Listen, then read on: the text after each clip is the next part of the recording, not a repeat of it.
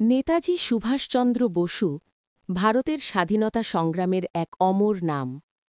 তিনি জন্মগ্রহণ করেন ১৮৯৭ সালের ২৩ জানুয়ারি ওড়িশার কটকে।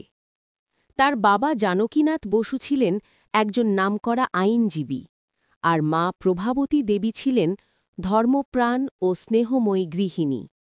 সুভাষ ছোটবেলা থেকেই ছিলেন মেধাবী ও আদর্শবান ছাত্র। তিনি কলকাতা প্রেসিডেন্সি কলেজ ও কেমব্রিজ বিশ্ববিদ্যালয়ে পড়াশোনা করেন। ইংল্যান্ডে আইসিএস পরীক্ষায় পাশ করলেও তিনি ব্রিটিশ সরকারের চাকরি না করে দেশের সেবায় নিজেকে উৎসর্গ করেন। ভারতে ফিরে এসে তিনি কংগ্রেস দলে যোগ দেন এবং দ্রুতই দলের গুরুত্বপূর্ণ নেতা হয়ে ওঠেন।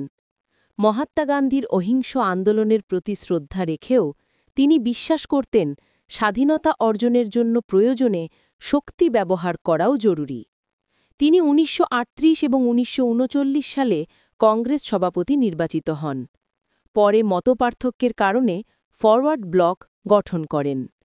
দ্বিতীয় বিশ্বযুদ্ধের সময় তিনি ব্রিটিশদের বিরুদ্ধে লড়াইয়ের ডাক দেন। জার্মানি ও জাপানের সহায়তায় তিনি গঠন করেন আজাদ হিন্দ ফৌজ বা ইন্ডিয়ান ন্যাশনাল আর্মি (INA). তার অমর স্লোগান ছিল, তোমরা আমাকে রক্ত দাও, আমি তোমাদের স্বাধীনতা দেব। এই আহ্বানে লাখো ভারতবাসী স্বাধীনতার স্বপ্নে উদ্বেল হয়ে ওঠে। নেতাজি ভারতের স্বাধীনতার জন্য নিজের জীবন উৎসর্গ করেন। ১৯৪৫ সালে এক বিমান দুর্ঘটনায় তার মৃত্যুর খবর ছড়িয়ে পড়ে, যদিও তা আজও রহস্যে ঘেরা।